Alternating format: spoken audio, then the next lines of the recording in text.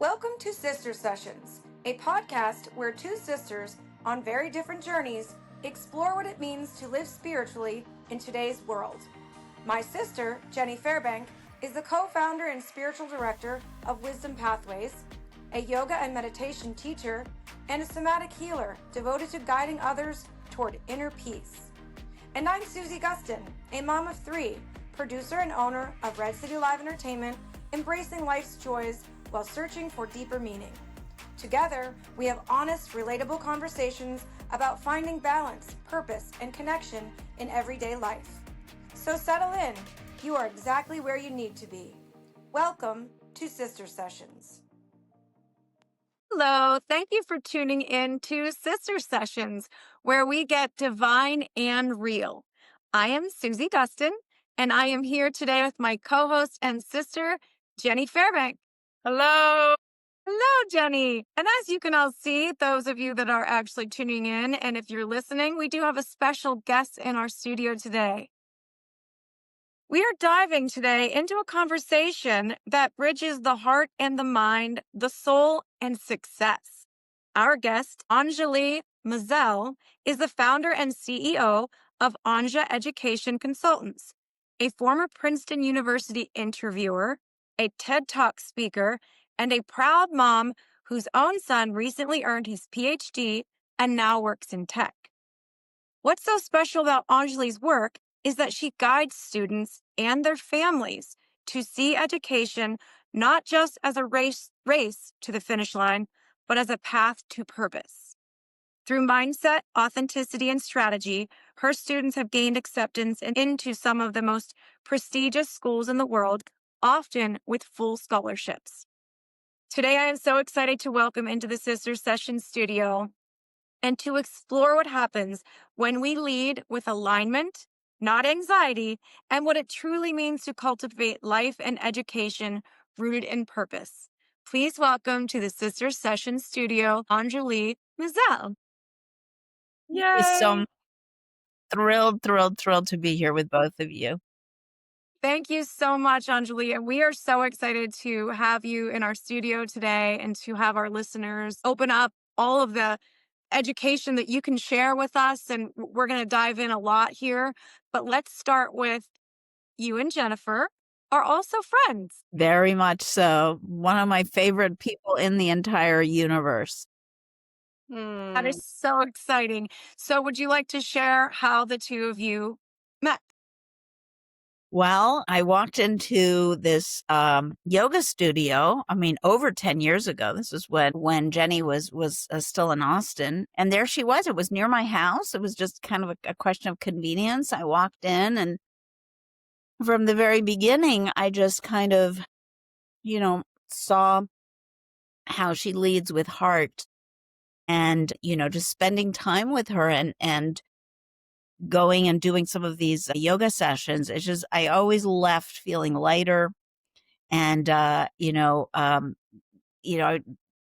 just felt like this is such a beautiful human being. I want to know more about her. So that's yeah, that is true. Do you have the same memory, Jennifer? Of course, yes. I remember Anjali so well in the studio, and she is such a ball of love to me that I want to always hug her. It's like it's just, she's such a mama bear and a ball of love, and we connected so very easily, so quickly, and years go by, and we would always just keep in contact in many different ways. And then Anjali moved to Wimberley when we were living in Wimberley.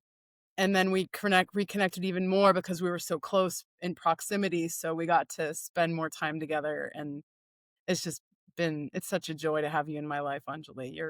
You're amazing. Yeah, so it's mutual. Feeling is mutual. Jenny has supported me through some very, very difficult times, and I really have such deep gratitude. And I look forward to kind of continuing, deepening that. Yes, for sure. That is awesome. Well, I definitely am excited about hearing more about Anja Education Consultants and as a mother of, I have a daughter that's a junior in college and I have a junior in high school. So those two are the age range of, who you really work with and their families. And I have to say, this is exciting for me to hear your voice on this subject of entering into college and transitioning from high school into the college future for young children. And it terrifies me. It is a subject that terrifies me. And I don't know if you hear that a lot from parents, but it does. It's a scary world to, like, there's so much information, and you are always like, are you getting the right information? Are you getting enough information? So you want to just talk to us about, let's start with what you do and what your business is all about. Yeah. So what you're saying though is I hear this from a lot of parents because college admissions has become one more kind of machine, right? Where there's a famous book called Excellent Sheep by a former Yale professor, where the idea of like we're cranking out these excellent sheep, grooming them. Either two options. The stress comes from I got to get into the highest ranked college that I possibly can because that will ensure my future. It comes from a good place. Parents are scared that their kids are not going to be getting jobs or networking opportunities if they don't go to the quote top colleges in the country. But then the other reality is the stress comes from the cost of college, right? Mhm. And so families who earn well, even families who earn well. I mean, families, low income families, it's already just so challenging for them. But families who earn well, what are they going to do? Are they going to take money out of their retirement? Are they going to, have to go into debt? Some of the top colleges in the country, and according to a U.S. News and World Report, which is one source among many, but anyway, these quote top colleges, they can cost up to $90K a year, right? Local publics, if the student is living on campus, it can be like kind of 25 to 45K a year. So the stress, the dual stress of the cost of college and the fact that it's kind of this short-sighted destination admissions game that people are playing. Like it's all about getting in, and the idea of bragging rights of these certain Yeah. college. So anyway, in that whole landscape, I myself took my son through this process 10 years ago, over 10 years ago. And I remembered when I was taking him through the process that when I was applying to college, it was New York City and it was a very competitive private high school with where a bunch of kids and their parents offered me thousands of dollars to withdraw my application after I was admitted early action to Yale, which didn't mean that I had to go there. It was just, I wasn't committed. So they said, "Hey, we know you're going to go there anyway. So why are you taking up a slot at some of these other schools?" Right? And that was a long time ago. So the idea of this competition and this kind of toxic, crushing academic environment was something that I was determined that my son was not going to go through. So, I ended up hiring somebody to work with him who at the time was much more aware of the college landscape than I was. And I liked some of what she did. She had good knowledge of colleges. She was not strategic, and her communication with parents was very, very poor. And so it left me feeling very, very stressed out. So anyway, long story short, because it is a winding road, but I had knowledge of the admissions landscape even before my son applied to college because I was an interviewer for Princeton University for many years as an alum. And I had been an English teacher who was writing letters of recommendation for students, who were guiding students in the college essays. And then I was a volunteer at my son's school to help his graduating class because they didn't have a college counselor. So putting all of that together, I realized there is a need for guidance that is not going to be soul crushing to students, that is not going to push them in the direction of this noise. Now, the third layer of stress that's been added on is AI going to take our jobs? So then, we need personalized, customized guidance for students to address those three things. making sure that the major and the plan is aligned with where we are now in our new economy, making sure that we minimize the cost of college through scholarships and other options to avoid loans and to avoid depleting retirement accounts, and making sure that students at the heart understand that college can be one step in designing a life of meaning, a life of purpose, a life of prosperity. Why is purpose so important? Because studies have shown that by cultivating purpose, we protect ourselves from some of the worst chronic mental and physical illnesses. I mean, there are a number of studies. There's a book called On Purpose, which I highly recommend. And in the back, it details all of these studies that have been done. And so we can start that with younger kids. It's not about pressuring them to have a sense of know what their life purpose is. It's about starting to ask them the questions that will be fruitful for them, that they will know how to ask themselves those questions throughout their lives. What is important to me? What do I love doing? What am I good at? What brings me joy? How can I use my talents to benefit the community? So Mhm. by focusing the purpose and the method of the college planning admissions process, it is possible to empower students to get excited about their future, to take ownership, and to position themselves at the same time strategically for those top scholarships and admission to schools that are the best fit for them, that will launch their career where they will thrive, where they will be happy. Does that all kind of make sense to you?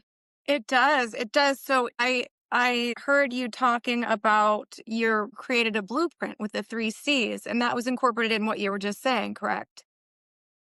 Yeah. So, well, there are two aspects. I'm very much for alliteration, right? So I've got the 3 Ds of talent development: discovering, developing, and demonstrating talent. So that's one thing. And the 3 C's are the cost, the competitiveness, and the challenge of the college admissions process. And those are different ways that we think about it. Yeah. Yeah. Nice. I like it. I feel like So you should do really, A's because of grades.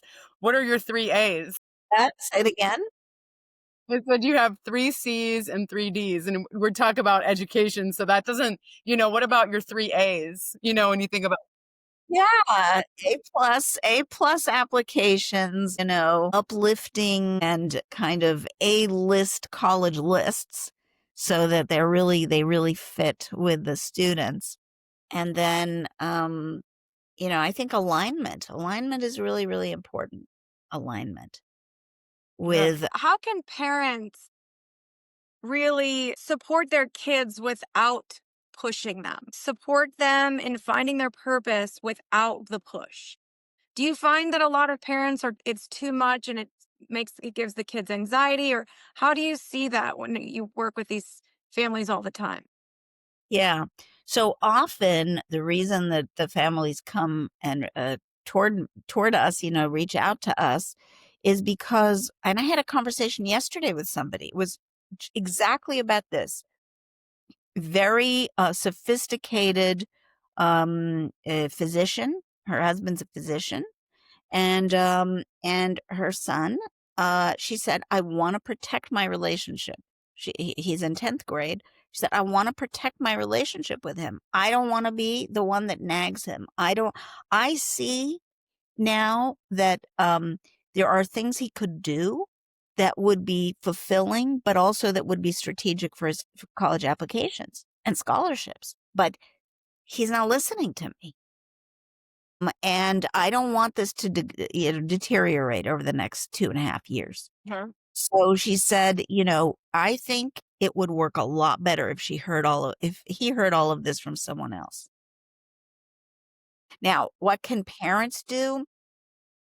I think that one of the things, and this is kind of early on, maybe starting quite young, maybe in elementary school and middle school, is offer students opportunities to get to know the world, to get to know themselves. I don't mean necessarily travel, but I mean kind of to support curiosity.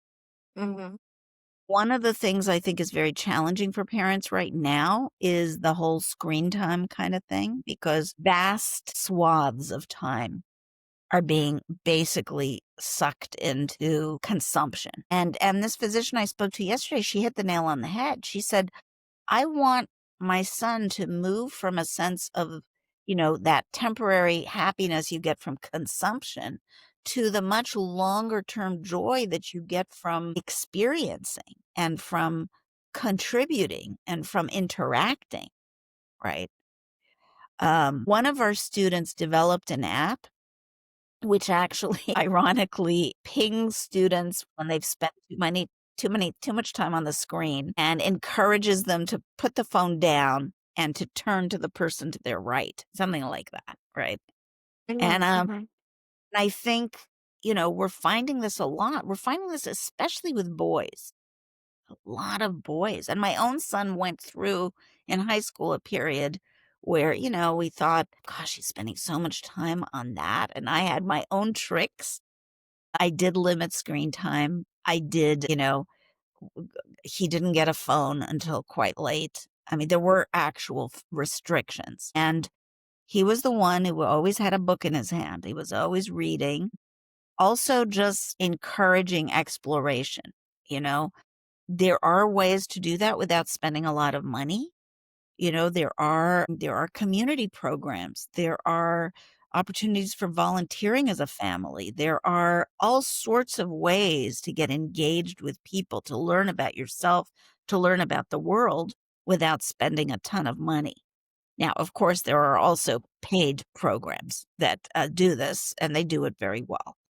And in some cases, like for high school internships, sometimes they're hard to find, and these companies will guarantee. So there's, I think, hiring somebody like me may be right for some families and not for others. But I think that idea of what can we do, one thing I know that I've seen with my own son and with other families where the kids have not been pressured is that I really tried to reward him or ask him how he felt about results rather than saying, well done, I'm proud of you.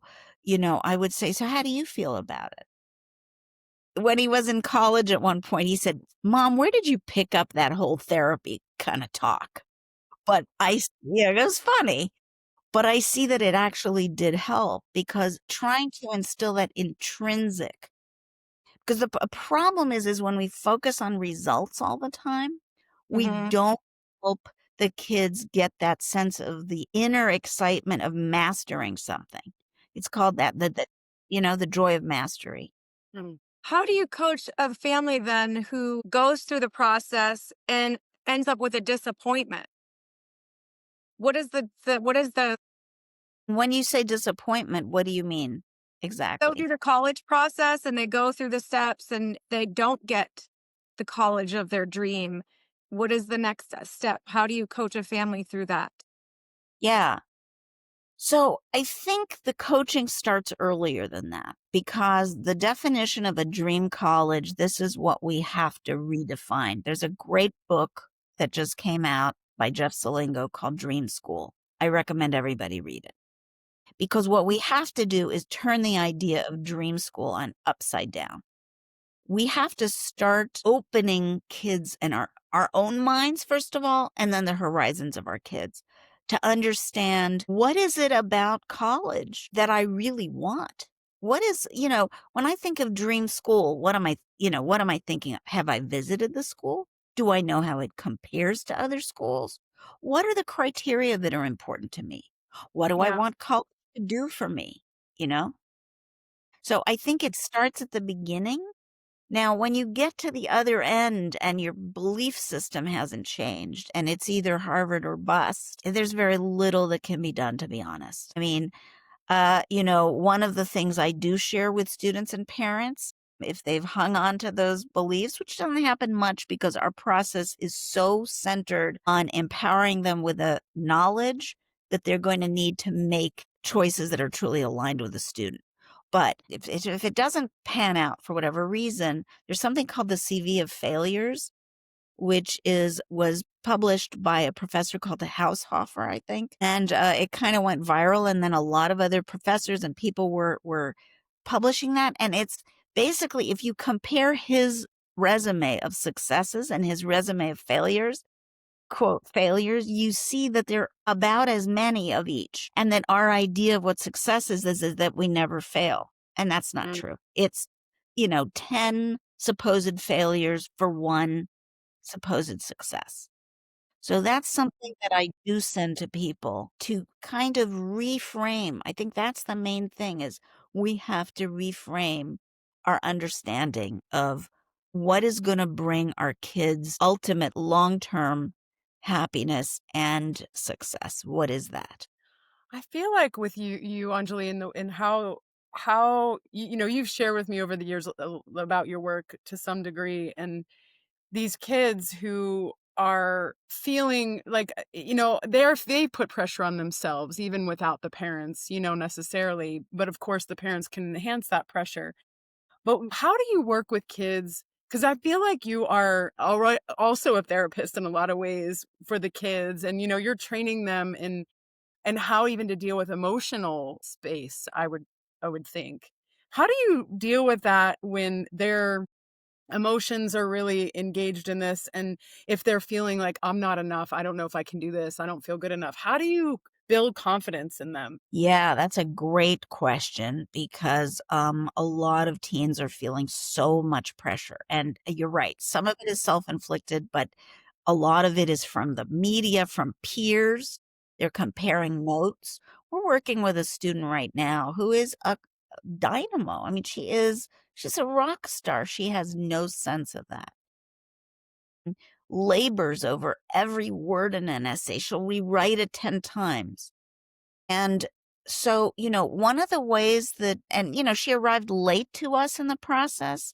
So it's harder when they're kind of right in the middle of these applications and they arrive on our doorstep and they're like, help, But one of the things we do is when we start off the year, we say the biggest takeaway is you are enough, what you do enough, and what you've done is enough.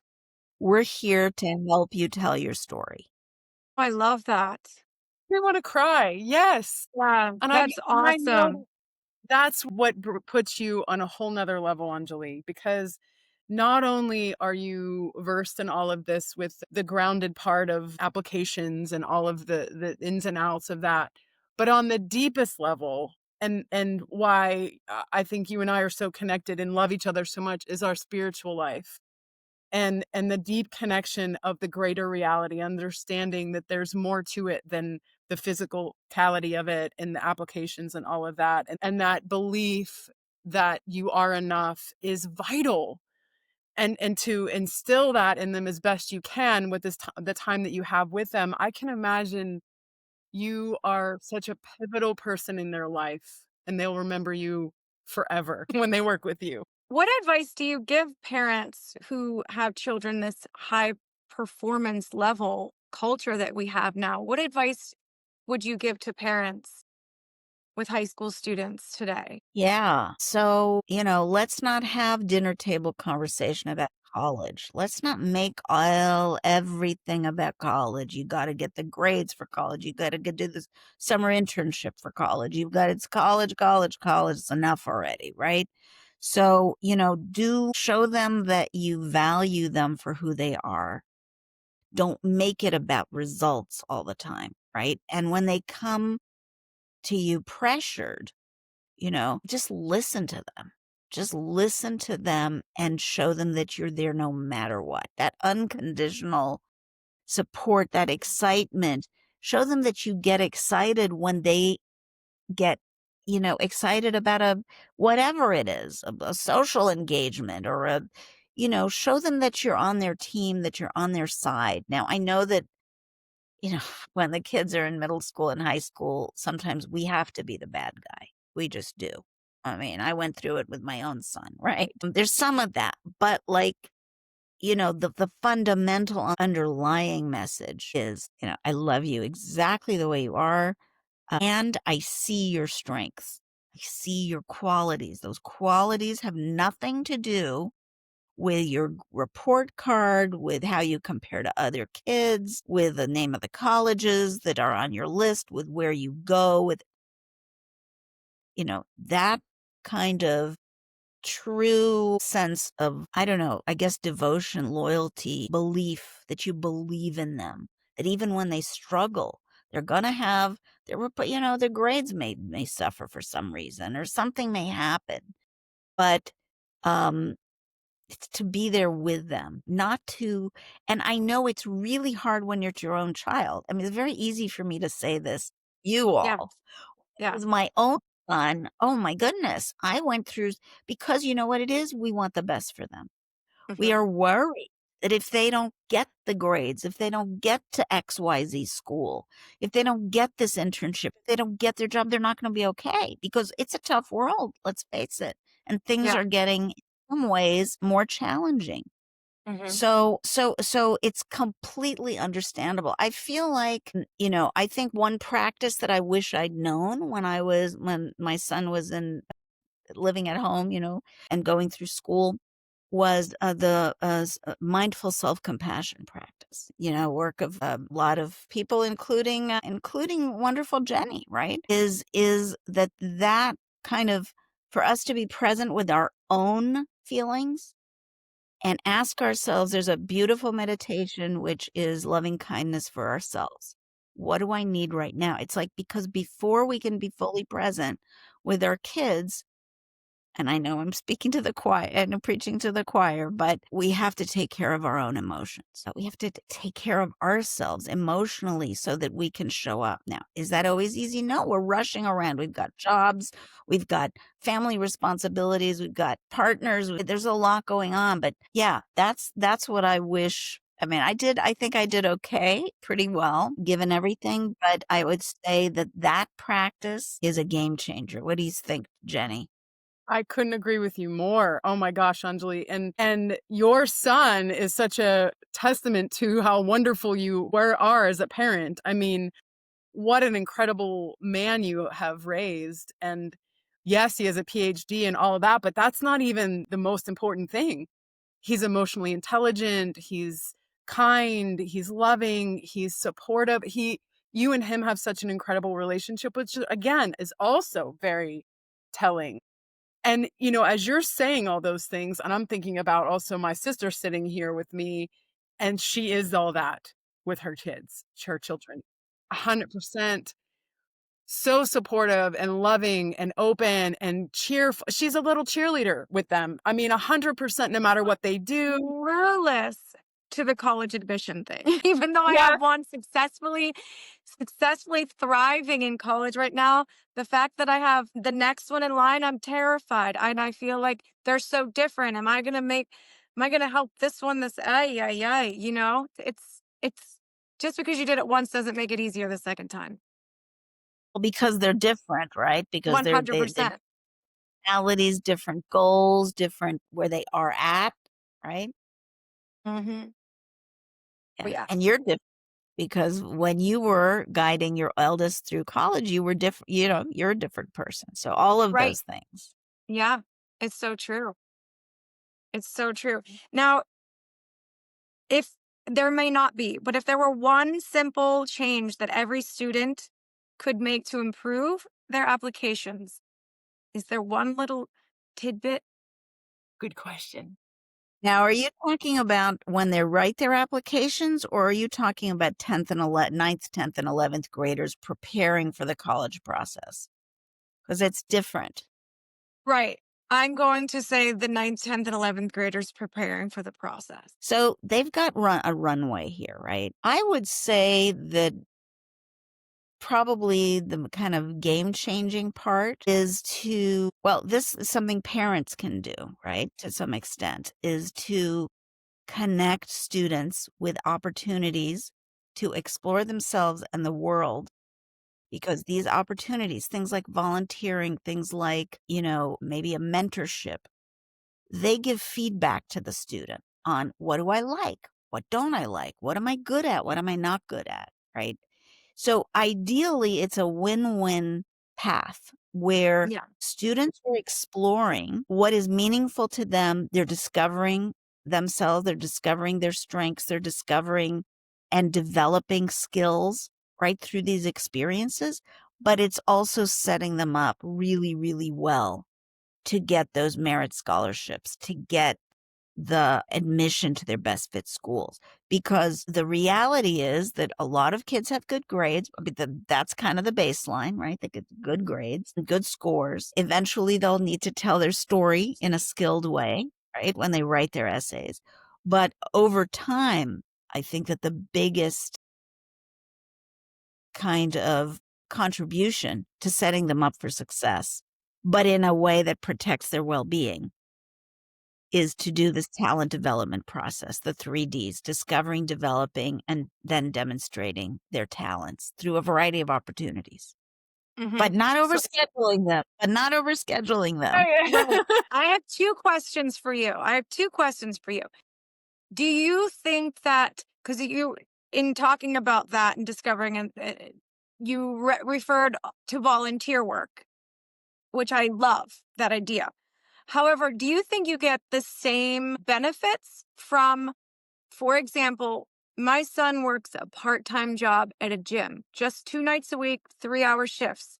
But I've noticed such a positive shift in him from interacting with people, and and a lot of people that go to gyms have healthy mindsets, because they're trying to take care of themselves. So, that's a to me a good environment in a sense. Do you think that that is the same kind of benefit? Or is that not what you're talking Absolutely. about? Okay. So some students, it's jobs. Sometimes it's because they have to. Sometimes it's because parents realize they need some skin in the game. Sometimes it's because families realize that this is going to build character. All of those things. Mhm. And we've had kids apply to college who they had to, they couldn't do extracurriculars. They actually had to. But I considered a job that as well in the kind of broadest sense. And sometimes a job is exactly what a student needs when they're either disengaged.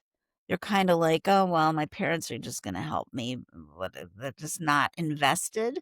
Sometimes a demanding job that doesn't pay very much is the best key. It's the key to them Exactly. waking up and going, okay, I definitely don't want to do this for the rest of my life. Mhm. Suddenly the engagement starts. So it very simple. Yeah. Yeah, so I don't have any expectation of, I never had, like, my daughter's in college now, no expectation of them getting a job in high school.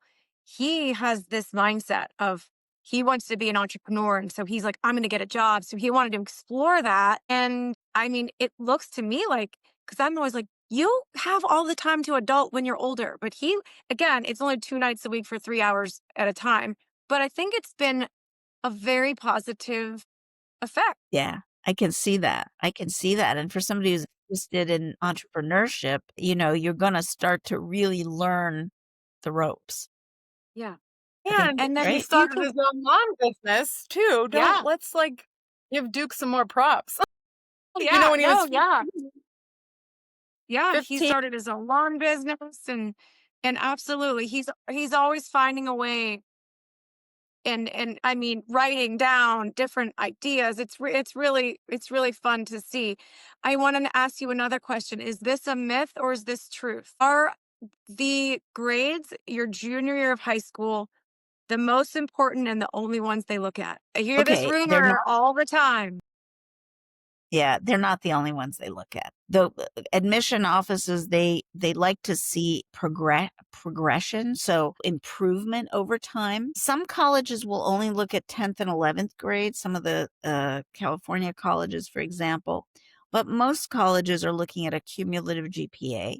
Now, the reason 11th grade is quote unquote so important is that it is the last group of grades that the student is going to submit if they're applying at an early deadline, like a November 1st deadline.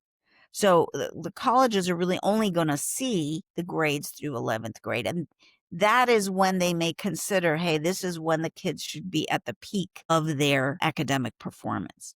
So, it's not the 11th grade per se. I mean, 11th is often very challenging because up till then, students have not taken as many APs or that kind of thing. Or it's a tough year if they're in the IB system. They're preparing an essay. There's a lot going on for students in 11th grade. So it's challenging for students. It is important in the way that I described, but it's not that the colleges are only looking at 11th grade. That I've never seen. Yeah, hear that rumor. And I'm like, is that true? Is that true? Interesting. Do you think traditional college is the best path for everyone? What is your opinion on that? Yeah.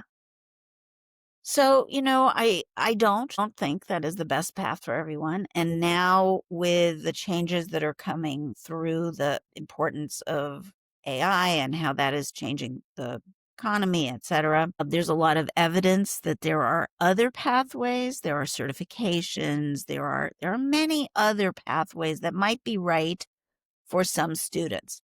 I think there is great value in a college education on a lot of different levels. Me too. Me too. I agree You with that. do? Yeah, yeah. What do you think the value is? I personally love courage. My children, they can make their own decisions. Of course, I'm here to support them in their own path, but I do encourage them.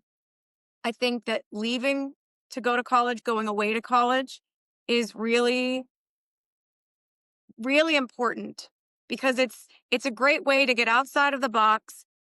You're in a safe zone in a sense. I mean, there's danger everywhere, but there's a nurse's office, there's counselors, there's a support system, there's a cafeteria to eat, there's a support system. So you're kind of going away, but you're in a safe zone still.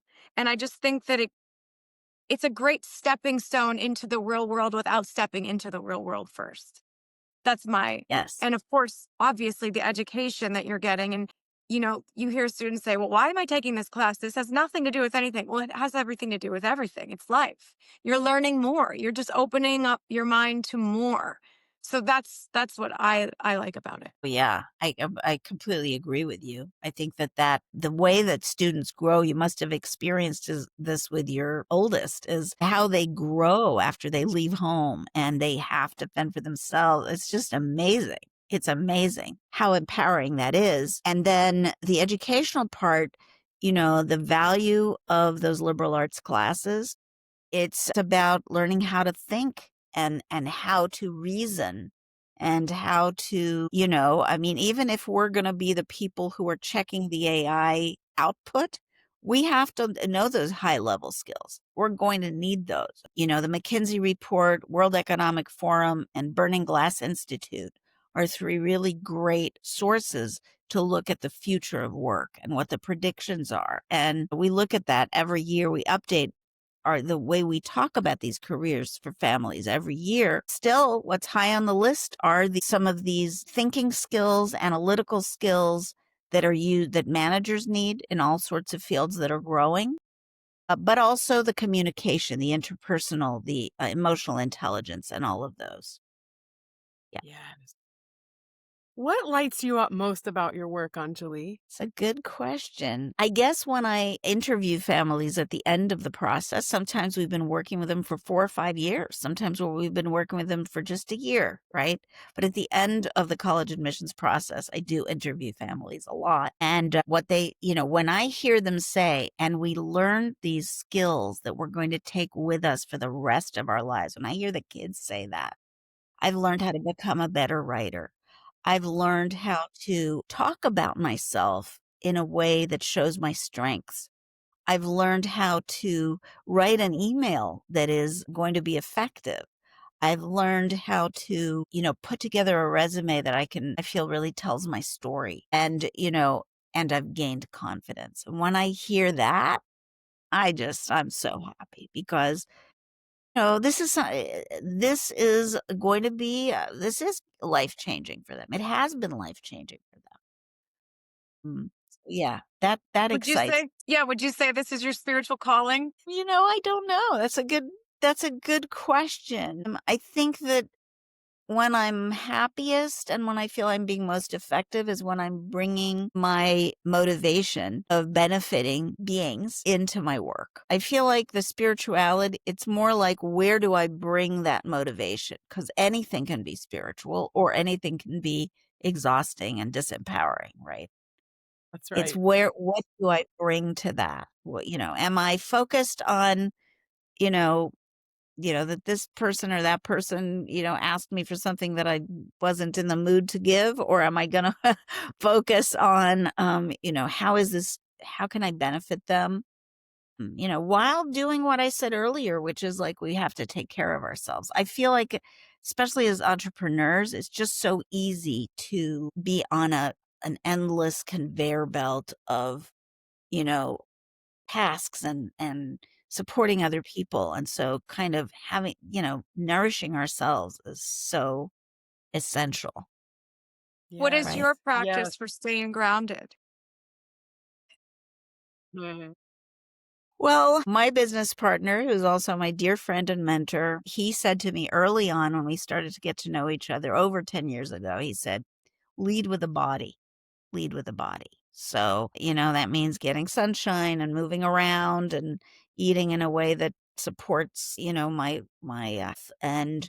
and doing some practice, doing meditation practice. I happen to love the practices of the divine feminine. I feel like I've really needed that to empower myself, to remind myself of my own abilities and power. And so, yeah, I draw a lot on that.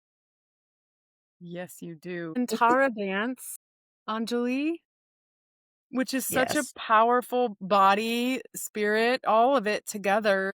I think that Tell us more grounds you about what so you're much. talking about. What is this? Tara dance, you said? Anjali? Yeah. I'm intrigued. It has the word dance in it. You have my attention. Talk to me. So, yeah, about 13 years ago, I was introduced to a meditative dance practice that is based on combination of classical Indian dance, like Odissi and those forms of classical Indian dance, and Tibetan Buddhist practice. So basically, you're dancing as the goddess in that kind of temple dance tradition in Oh order my to goodness. manifest. Yes, in order to manifest the qualities. And our core practice is the 21 praises of Tara, which basically is 21 qualities that are innate in us, but that often lie dormant. And it's in the dance practice, in the meditation that goes with the dance practice, where we're engaging our bodies, we're engaging our speech through the mantra and the chant, and we're engaging our minds through the visualization. In that, we are able to connect with and then manifest these qualities, which can then nourish us throughout our lives, because at different points we need different qualities. Sometimes it's creative wisdom, sometimes it's ferocious compassion, sometimes it's serene peace. So, yeah, this is a very profound path, which is very joyful at the same time. Every Yes, once in a while, yes, yes. someone will say something that my ears just like perk up. And you said the words ferocious compassion. And I don't know. I just like the way that sounded. Like that just sounds like something, I don't know. Ferocious compassion. Well, that Yeah, sounds so it's really incredible. And I never heard of that before. my teacher is Prema Dasara, and she has been doing this for 30 plus years. Trained as a classical Indian dancer. She lived in India for many, many years. She had a teacher there. And then she moved back to the US and met a Tibetan teacher. And from there, she gave birth basically to this lineage, to this tradition, which has been blessed by all the big Tibetan, major Tibetan masters, including the Dalai Lama. So, It's yeah, Do you wear amazing. It's such a costume? beautiful. we do. Yeah, we do. Each quality has a different color and different attributes. Some of the qualities are wrathful because they manifest the need that we have to cut through delusion and to be quite radically firm in our stance. And some of them are peaceful. And so the colors, range white, blue, green, red, gold, purple, black, etc. And there's a very deep layer of symbolism that goes with these colors, with the mudras or the hand gestures that represent the enlightened activity of each of these 21 taras. It's amazing stuff. I love it. And what are you doing currently with this? You are doing weekly sessions, or if somebody's curious about this, how would they get involved? Yeah. So you can go on taradhatu.org. So that's TARADHATU, taradhatu.org. And you can learn about the lineage and about Pramadasara and all the work that's being done. You can see if there's a circle near you in person. And we also have daily Tara dance practices on Zoom. So I lead on Mondays. Yeah. You lead on Mondays. Yes. Everyone get on there. Do it. It's so Yeah. beautiful. And by the way, it's also open to men, because the divine feminine transcends our gender, and our identification. It's an energy that, just like the divine masculine, is part of all of us. So we can cultivate it. Yes. Yes. More men we all need to cultivate and balance a little bit more of both, right? And know that when we're a little bit more tilted to one way or the other, to kind of try to work with bringing it back to some degree. Always working with balance is so important. So yeah, I'm so glad you said that, because it definitely is open to everyone. It's not only for females. Yeah. Yes. Exactly. I love Exactly. it. That balance that you're talking about. I feel that, it kind of brings us full circle, Susie, to your questions about how to guide young people and kids in high school and middle school. I do feel that there is something with that balance of the divine masculine and feminine with each of us, and maybe seeing where the imbalance is, because that can guide us in also being useful to our kids. It sounds like a very abstract thing, but I think when you start to study the differences between the divine masculine, divine feminine, and what each one brings to the mix, they're both so crucial Mm. to our planet, to our happiness, to our creativity. Um, Without one, the other really spins out of control. That's Hmm. what I observed in myself and also in the world. Yes, absolutely. When it's taken too far on either end, it absolutely does. And you can see the toxicity of it, and disempowerment from the other side of it. And so we are, I feel, as a collective, right, coming more into a little bit of balance where femininity is rising, but it's not overpowering masculinity. It's coming more into that space of, this is just as important as this. They're both equally important. And how can we fulfill that a little bit better, the way we've been working in our culture Yes. specifically, and the planet at large? But if we're looking at the United States, which probably most of us listening to this are here in this United States, of how having more women in power is actually helpful to our society. And it is not negating the masculine, it's actually bringing them both together in a different way, in a more empowered way. Yeah, Yeah. it's powerful. Yeah. Well, I think for me, I don't hear divine masculine a lot. I always hear people talking about divine feminine all the time. So I I'm intrigued to explore that more, because I always hear the feminine, and not as much as divine masculine. So this is kind of turned on a little light bulb in my head to pay more attention to that side. Yeah. Well, one Yes, of the because things, go ahead, go ahead. Anjali. No, no, no, no, no. You go ahead, Jenny. You go Well, ahead. I was just thinking about how I think the reason why, Susie, partly is because the masculine has been so overpowering that we it has been all about masculinity in such even though we haven't really spoken about it, it has just been the way that things have been since we've been on the planet. And now that femininity is rising, it's been more talking. We've talked about it more because it's shifting so greatly. And so I think that's why you hear so much more of divine feminine, because it's on the rise when it's been so suppressed for so long. And we don't talk about the masculine in the divine way because it has kind of become toxic and tainted in a way where it unfortunately it's turned negative, and we don't need to do that either, because masculine energy is just as important. So that was what I'm thinking. What were your thoughts, Anjali? Yeah, no, definitely. That's, we hear a lot about the divine feminine.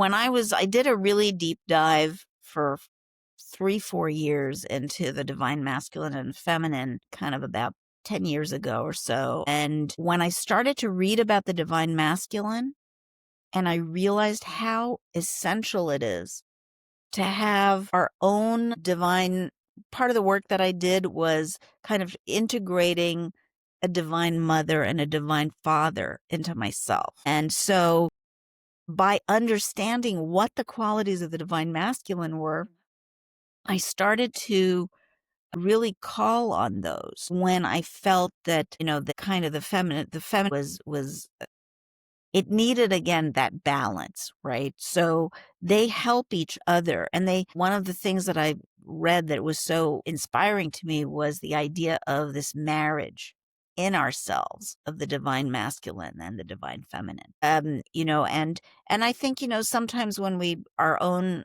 internalized parents are not what we wish they were, this is a very healing. I feel like it really helped me a lot to start to actually cultivate a relationship, because this is one of the things that premise says that I think is amazing, and I think it's very connected to psychology, which is that we by cultivating a relationship with the divine in a very personal way, uh it it empowers us, it heals us, it brings out those qualities in us. It helps us balance imbalances. So, yeah, I highly, I think this is something, my goodness, if I had known this as a really young person, I think it would have totally changed the course of my life. Because in the last 10 years after learning about this, I feel like I made big, big strides. Mm. That inner work, of there's a lot that's been written. I think there's a lot that's available. Off the top of my head, I can't think of the name, but um a lot has been written about the divine masculine and feminine and integrating them. Mhm. Mhm. Mhm. And is there any way that you bring this into the students whom you work with? How do you, if you do, bring it in? Definitely. Definitely. The idea is many teenagers, for a lot of different reasons, right? They don't know, they don't see their strengths, they don't see their power. And the choices that they have as a positive thing. Sometimes I think they feel overwhelmed by these choices, maybe afraid of this idea of agency. Like I have this responsibility to make these choices. But the flip side of that is that, seeing your talents, your strengths, your natural strengths. That's why we start out our process with an interest and strengths assessment. Not because it defines who the student is, but because it starts the conversation of, do you see? You're able to do this. You're able to do that. A lot of the problems, I think, and the struggles that teenagers feel, it's because they don't have the confidence. Yeah. And where They does that don't. lack of confidence come from? I mean, and that's not innate in us. It's a learned, I know, big question, right? It's like, how does that The have pressures, a society, comparison, the internet, social media, of social course. media. But See, what's interesting is that that's true now, right? These are things yeah, that we didn't have to deal with in the same way. However, I had no confidence either, and this is way before any of that stuff. that's what I'm saying. Yeah, Right. chicken or egg kind of thing. But either way, it's curious that is such a commonality, that kids do lack confidence in a very large way at times and feel that whole thing of not enough. I mean, I work with adults, and a lot of adults don't feel like they're enough, and they're, in all kind of ages. So it really it starts off, I think, in your younger life, and then if you don't work on it and you don't deal with it, it just gets worse and it expands, and then your life is revolving around this whether you realize it or not, and it is a product of you not being and not feeling like you're enough. And this is a Yes. core value, a core belief that I have seen for now almost 20 years working with adults. I mean, do you Over think 20 it years. stems Yeah. from the parents of like the expectation? I'm setting the bar here for you and I expect you to meet it. And if you don't, then all of a sudden you have just developed I am not enough subconsciously that you carry. Yeah. Yeah. I think it is, I mean, of course one can trace a lot of this stuff to that internalization of the comments, of the attitudes, but I think it goes much deeper than that. I feel like these often are generational, kind of ancestral patterns that are passed down. So just pointing to parents, and believe me, I've done my share of it, as you know, Jenny, because you've heard me over the years. But, they received it in a lineage. Mm. And for women, a lot of it is social internalization of disempowerment. Yes. I'm so glad you said that, what you just said, because it couldn't be more true. I mean, ancestral patterning, and I've seen so many people in our generations here that are breaking those patterns, are recognizing them and saying, no more. I'm done with this. I'm not repeating this. I'm not repeating this. And it is so incredible to watch that because we're becoming more aware of these patterns. We're waking up to them and saying, this isn't okay anymore. We're stopping this cycle.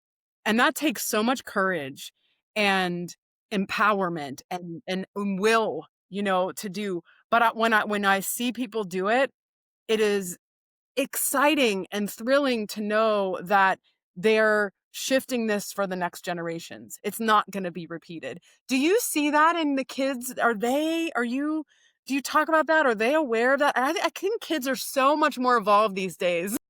Yeah. I mean, I see it a lot in young women. I feel like in many ways, young men are struggling more. That's what I see across the board. I think, I do see some disempowerment in young women, but then I see a lot of young women that have really broken out of that and are really aware and just rejecting of that and saying, yeah, that's not what I'm going to do. That's not the way I see myself or my place in the world. And maybe the young men, it's because many of them mature a little bit more slowly. So, but, that's where, we do talk a lot about the divine feminine and empowering women. And I think at the same time, this is why I think the divine masculine is so important, is to empower young men with that, Yeah. to 100% know agree. what, right? Yeah. So to know, I want you to finish that sentence, Anjali.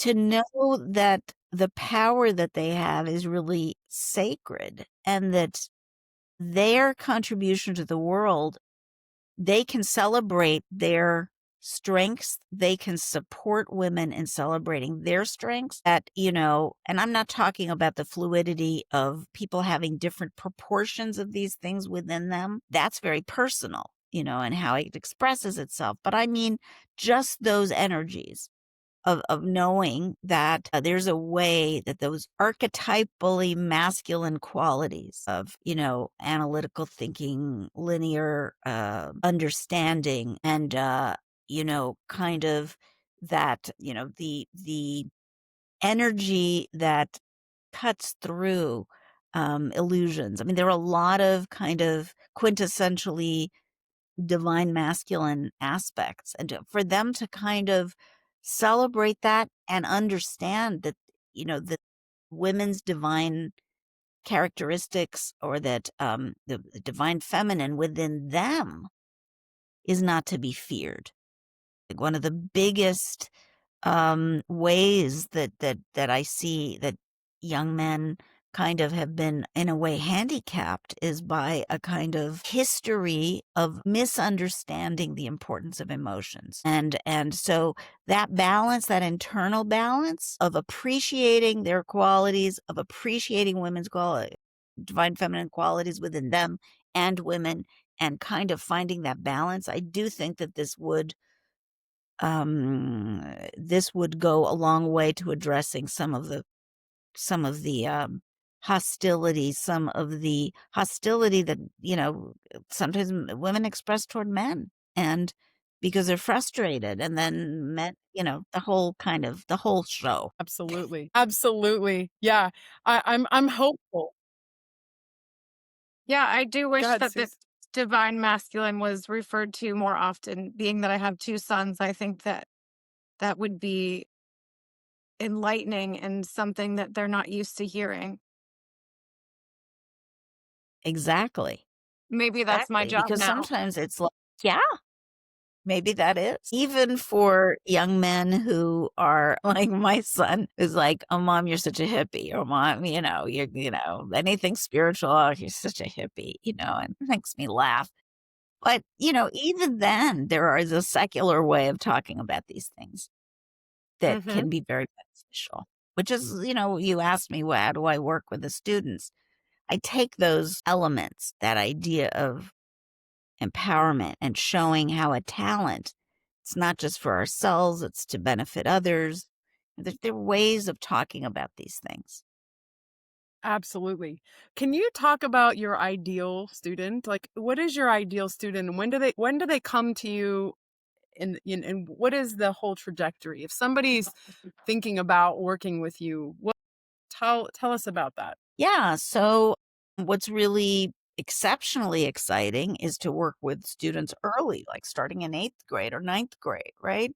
Because then we really get to know them over time. We get to see them grow. We get to see them try out different things, come back to us with feedback. We help them, not only build a journey for themselves that will help them to enjoy high school, that will help them to feel like they're contributing something already to their families or to the community or whatever, but also that positions them for outstanding scholarships like full rides. And, we support them, guide them academically with the extracurriculars, with test prep so that they're not cramming things at the last minute. They're not exhausted or stressed. We find the right time to help them prep for these tests like the SAT or the ACT, because the combination of grades, scores, and that talent development idea, that combination, when it's done in a wise and step-by-step way that doesn't overwhelm them, that lays the foundation for them understanding what kind of life they want, what they want to major in, what their, career, but also gets them those top scholarships. I mean, our average scholarship per student per school last year was $85,000. So, Wow. and many of our kids got full rides, and the minimum that any of our students got was 12,000. And this has been going on for years. Yeah. I have one. I know you have a thought. I have one more question, but I can wait. Go ahead. No, no, no, no. What my question is, it came and went. Oh, it is. Okay. What do you see? Because we're in a rise of consciousness. Things are shifting rapidly in our world. How do you see academia shifting? What is changing there? What do you see the future? I mean, not that you have a crystal ball, but pretending that you did, what do you see the future for academic? Yeah. So there's a lot of talk about the value of education, and, there are outcomes that are being measured. I think that book that I recommended, Jeff Selingo's Dream School, is a good one because it talks about the future of work, right? And, a lot of critics have felt that academia didn't prepare students for the workforce, and that in a society where that is becoming, there's so many question marks, right, about how AI is going to impact different professions and how it's already changing. I think that having an understanding of or having I guess an understanding, but also making a decision about what it is from the family point of view. What is it that college is for? Right? To have it really clear, not to misunderstand. Like, I'm going to get a bachelor's degree and automatically I'm going to get a job. That's not a way to think about it, because, it's about choosing the major that is the right major and maybe getting some certifications and, all of that. But then also the value of leaving home, as you said, Susie, in a safe environment, but still with that potential to grow. Also, the expansion of understanding of the world, being exposed to a variety of people, having all of those formative experiences. But this is the thing, the reason that question comes up is like, is this worth 120K? Is it worth 400K? What is it worth? Like ROI over the course of a lifetime, because you're thinking, I talk to a lot of kids who want to go to medical school and they're like, we're going to be having the debt from medical school. And why are we going to spend all this money on an undergraduate education? So of all of these factors, things are changing really, really quickly. I know that academia will change. I'm hoping that all the dismantling that's been going on with this administration eventually, this is just a temporary, because a lot of that is really very toxic. But in terms of like, that aside, I think that the way that families need to think about undergraduate education, college has got to be you got to start thinking a little bit more long-term strategy of, maybe it's worth going to a hidden gem school that gives a lot of merit scholarships rather than spending a lot of money on undergrad, saving money for a graduate education. So, I always think in terms of the families we work with. I know that wasn't totally your question, It's but okay. it's hard for me to think of it in the abstract, because I'm always thinking about how is this going to affect, parents and students, Right. you know. Well, I think this was a great lead into the question that I was going to ask. So that was kind of, I think. What I wanted to ask you was, what do you think about that student that goes to college and they're like, I have no idea what I want to do. I'm just going to college, but I have no idea what I want to do. Do you think that A, is that okay? B, did they get unfortunately overlooked and not correct guidance? Or do you think that it's okay to start your freshman year and say, I know I want to go to college, but I have no idea what I want to do? Are they missing? What's your opinion? Yeah, so there are a couple of answers. Sometimes they're getting there because they didn't get clarity earlier on. That's true. Sometimes that's why we like working with the kids a little bit younger, to help them have those opportunities to learn about themselves and the world, and you know, how they can envision that future, right? But sometimes students develop at different rates. The issue is not that coming to college undecided. The issue is, do families feel like the investment is worth, the time? So we have different scenarios. This plays out in different ways. Some kids are Renaissance kids. They have interests in different fields. They haven't yet learned how those interests are going to be combined in like a multidisciplinary major or a career that allows them to combine their different interests. So that's why they're, quote, undecided, because they don't maybe yet see how those connect together. Some just take longer to develop. Now, there are different ways to do that and save money and still go to college. One of them is to take a gap year and work, and then do an internship and maybe volunteer, because then you get to college with a lot more clarity. Once you've been working, once you've been doing something like that. We had a student a few years ago who, his first round of applications before he met me, didn't go so well. He didn't get into the colleges he wanted. He decided, I'm going to take a gap year to try again. He ended up getting his real estate license, working in a real estate office. And then through his family, he got an internship in Peru, where half of his family was from, in a company. And he ended up at Carnegie Mellon. So I helped him apply, talk about his gap year, and he ended up going into the business business field at Carnegie Mellon. Colleges love students who have organized a really well-structured and meaningful gap year because studies have shown that students who take a gap year outperform their peers in terms of GPA. And they're Mm. more committed and they're less likely to make perhaps difficult social decisions and other decisions, right? They come to the campus a little bit more prepared, a little bit more mature. So that's one way. Another way is if that is not possible for a family, sometimes doing a couple of years of community college can be a great choice to kind of start figuring out without spending all of that money, right?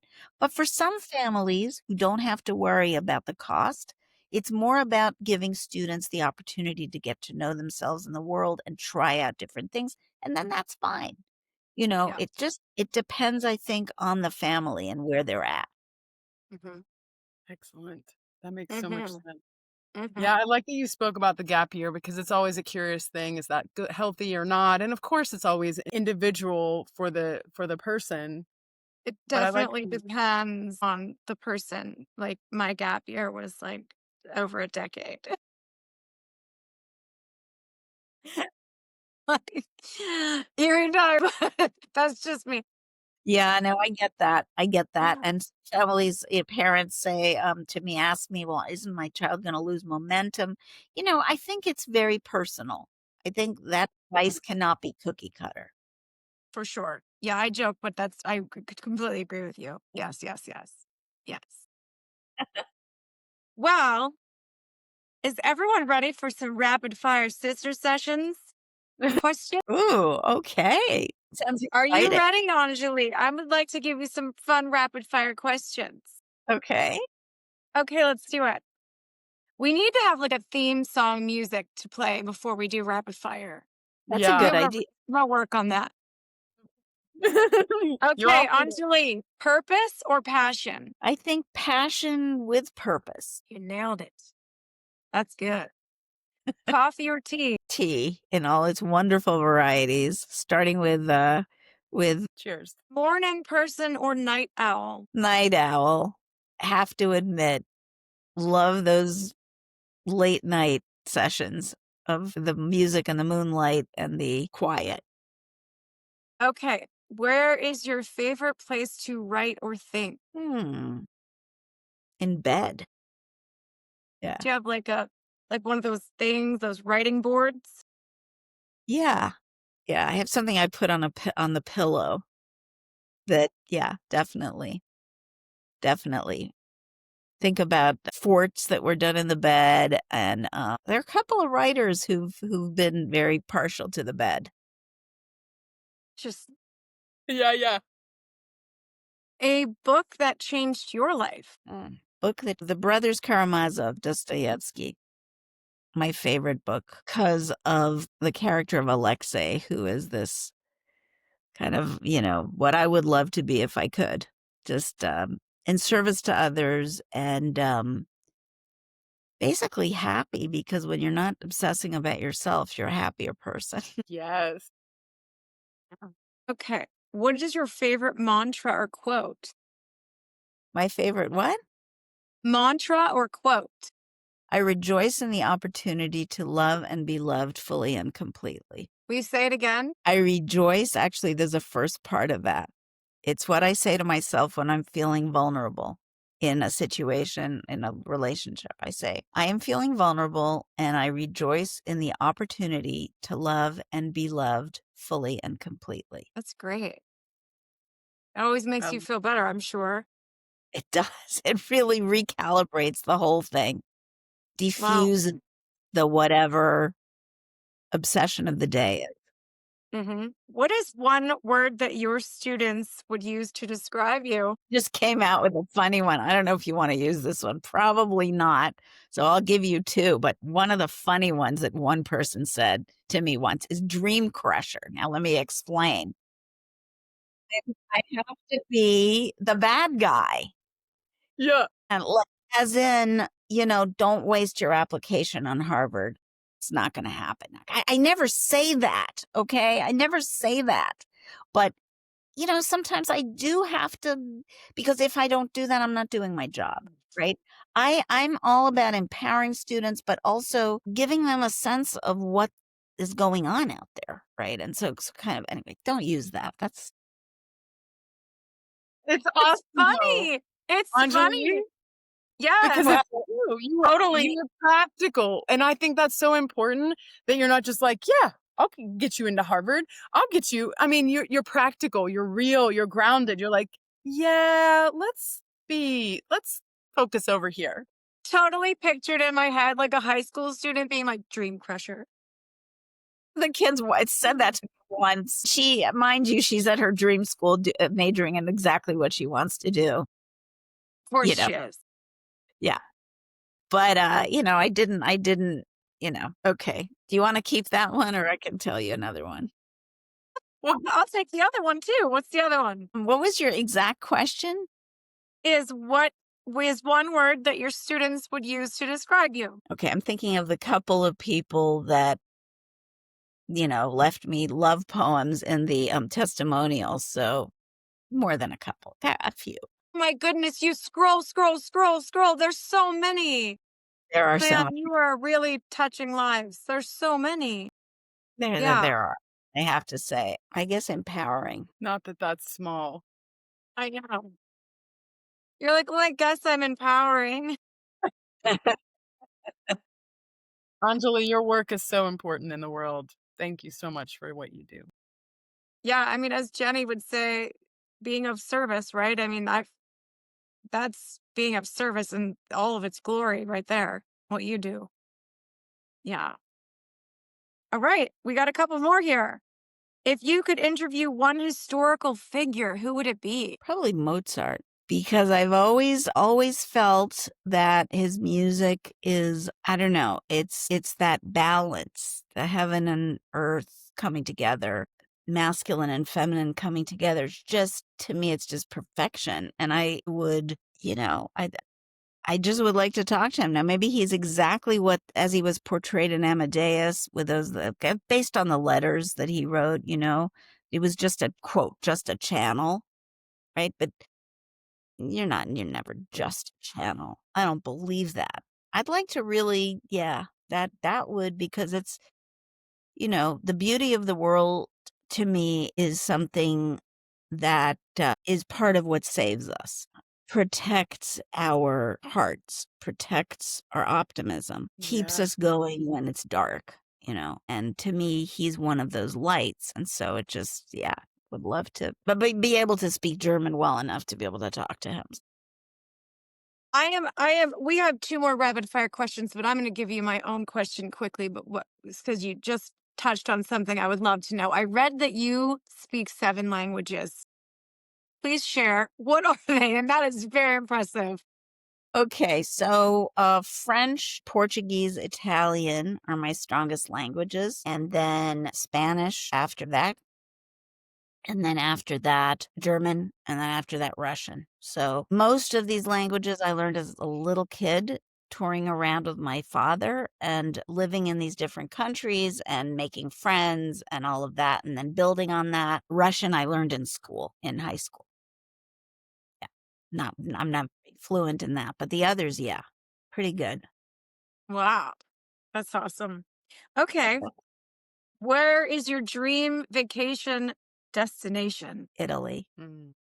That's where I've taken my son every time, a milestone. When he graduated from college, high school, we went there. When he graduated from college, we went there, and he got his PhD. We went there. It's where I spent a big part of my childhood, my closest and oldest friends, and again, one of the places where the beauty of the world is, to me, extremely evident. And so it's just a joy. Mm. Okay. What does success feel like in one? I think deep gratitude. I think deep gratitude for that blessing, deep appreciation for everything that got you there, for all the people that got you there, for all the hurdles you overcame, for experiencing that realization of a vision. When you have a vision and you're able to manifest it, there's a lot of joy in that. That's that's beautiful. That's Perfect answer. yeah, it is. It is. It is. I feel it really strongly for you, Anjali, and not that I feel that feeling so strongly in myself all the time. I live in such deep gratitude, and I think all three of us do. Gratitude, like all energy, right? It ripples out. But I feel like gratitude is this such a powerful energy that's you're praising and bowing down to the universe and the energies that they've all interplayed so well, and you were in the flow of life, and then it breeds more gratitude. It's like, just, it's hard to describe, but I completely love your answer. That's exactly right. Thank you. You know what? I wish I could ask you both every single question you just asked me, because I really want to hear the answers. But I've kind of put a zipper on myself because I know we don't have, endless time. I didn't know, so, but I really would love to hear kind of what each of you feel is certainly success. Okay. Yeah, I mean, when Susie asked the question, I thought about it I was like, what would I say? And when you said gratitude, I was like, well, that's it. That is it. I mean, success to me is, first, it's a deep inner peace.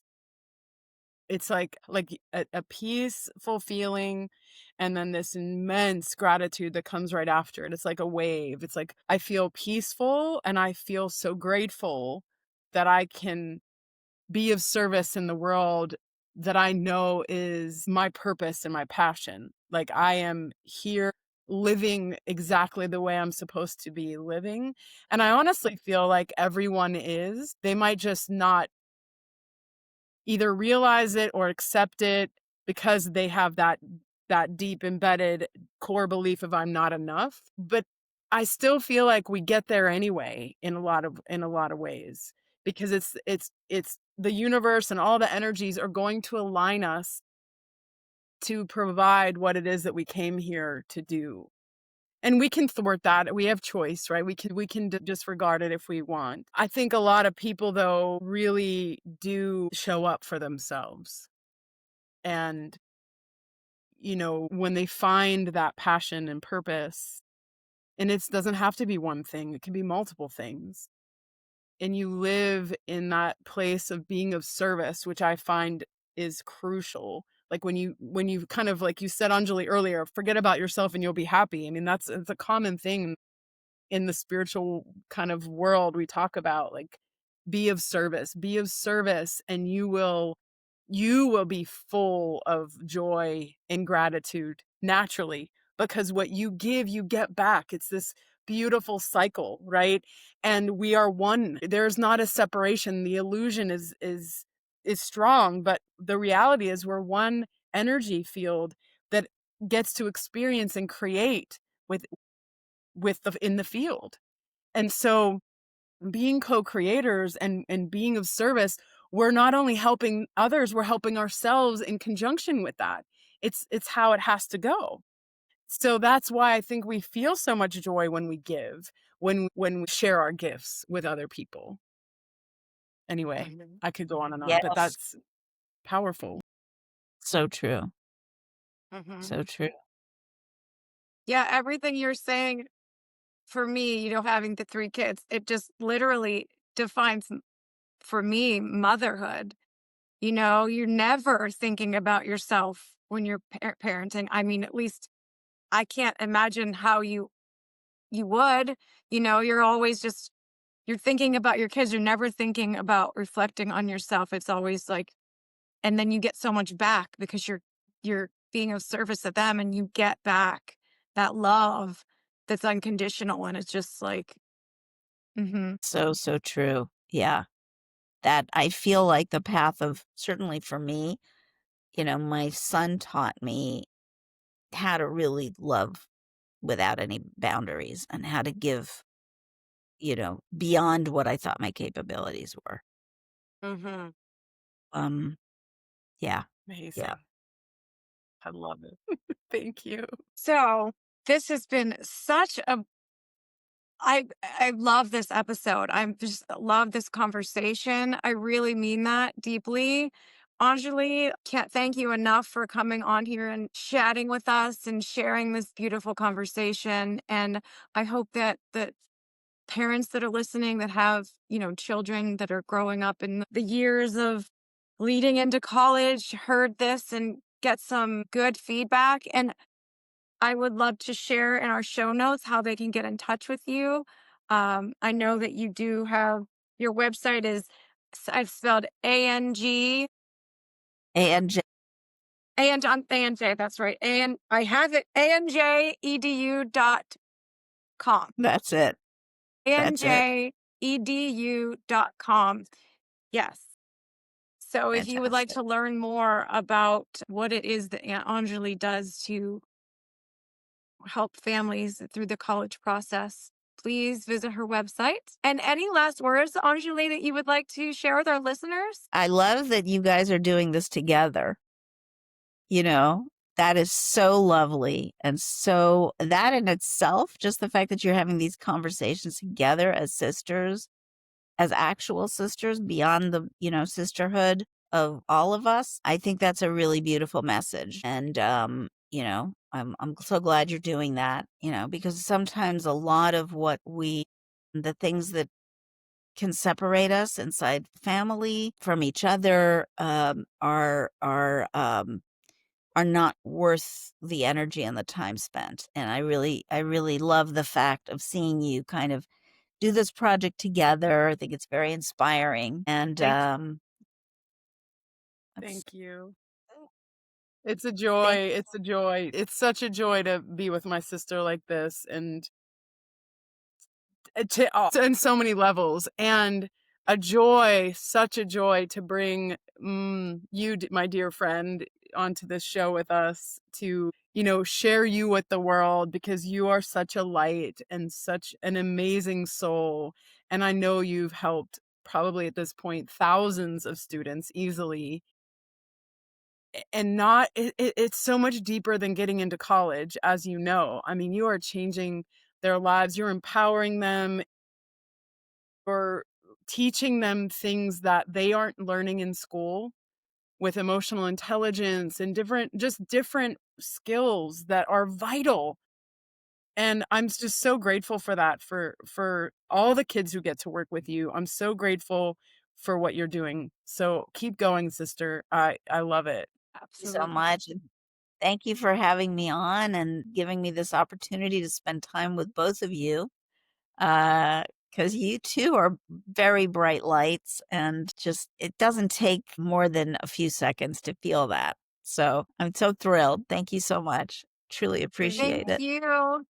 And to our listeners, thank you so much. We love you. We appreciate you. If you loved this episode as much as we did, please share it with your friends and your family, and like and follow us below so that you can find out more. And thank you, Jenny. I love you. I love you too. All is well. Thank you for tuning in to this week's episode of the Sister Sessions podcast. If you found inspiration in today's conversation, we'd love it if you shared the episode with your besties, family, or even your favorite neighbors. We'll be back next week with more to share, but until then, remember, meditation is the key to unlocking your inner peace. All is well, friends. See you soon.